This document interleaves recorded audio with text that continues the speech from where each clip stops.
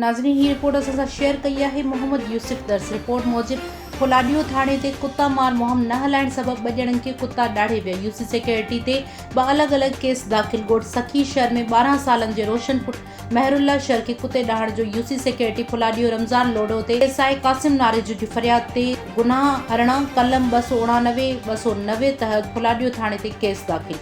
ॻोठ हाजी मोहम्मद शहर में बि दरिया खान शहर पुट हाजी मोहम्मद शहर के कुत्तो डाढ़े वियो। जंहिं केस एएसआई याकूब शहर जी फरियाद ते यूसी सिक्योरिटी फुलाडियो रमज़ान लोडो ते गुनाह नंबर 19 कलम 289 290 तहत फुलाडियो थाणे ते केस दाख़िल। सिंधड़ी थाणे जी हद में 2 ॿारड़नि ऐं 1 औरत समेत 3 ॼणनि खे रोलू कुत्ता डाढ़े विया। सिंधड़ी जे यूसी सिक्योरिटी ते 3 अलॻ-अलॻ केस दाख़िल।